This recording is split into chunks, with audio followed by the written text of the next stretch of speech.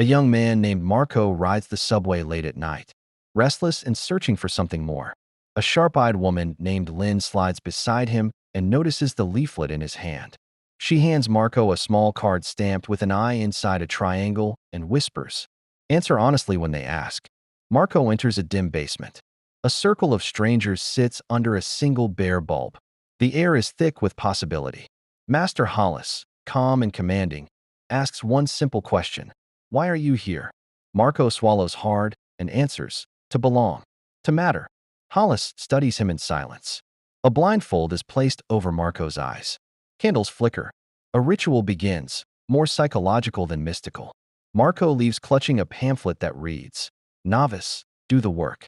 As a novice, Marco's days fill with small tasks: folding papers, delivering envelopes, collecting donation jars. He learns names whispered in corridors: Adept, Claustrum, and starts to become reliable, trusted. His first moral test: he's asked to lie to a landlord about fundraising. He hesitates, then complies. The guilt tightens in his chest. But he tells himself it was for something greater. Promoted to Adept. The room now has a symbol on the wall: concentric triangles. Marco stands steadier, cleaner. Hollis teaches: an adept moves through friction without losing purpose. Loyalty above all. Marco is assigned to visit Claire, a former member growing skeptical. He must bring her back.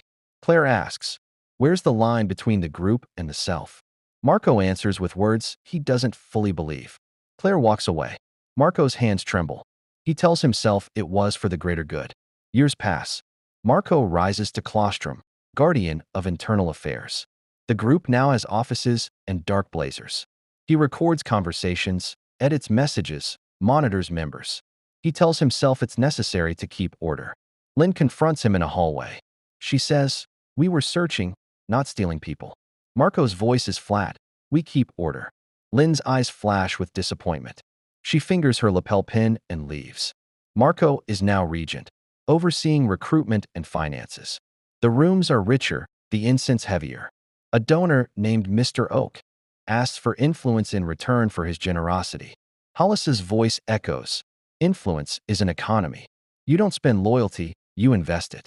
Marco signs off on a questionable transfer. That night, he sleeps poorly.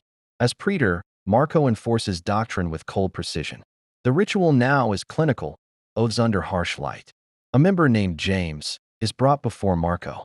He's accused of leaking strategy. James says, "I made a mistake." Marco replies, "You betrayed your brothers." Marco sentences James to public renunciation. The group watches in silence. Marco's eyes are hollow. Lynn confronts Marco again. "What did you do to him?"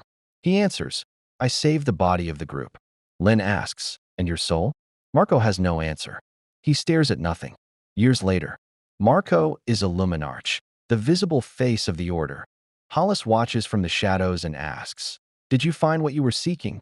Marco reaches into his pocket, the same old coin, worn smooth. He holds it tight. Flashback.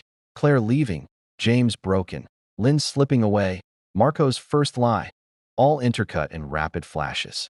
On stage, he says, "We are guardians of knowledge. We guide the world to balance." Backstage, Marco removes his lapel pin. He holds the coin up and stares at himself in a cracked mirror. On the rooftop at dawn, Marco stands over the glittering city. Lynn appears behind him, softer now. Marco says, "I thought I wanted meaning. Maybe I wanted certainty." Lynn replies, "You forgot how to ask questions." Marco drops the coin. It spins, glints, and disappears into a drain, gone. He follows Lynn back down the stairs.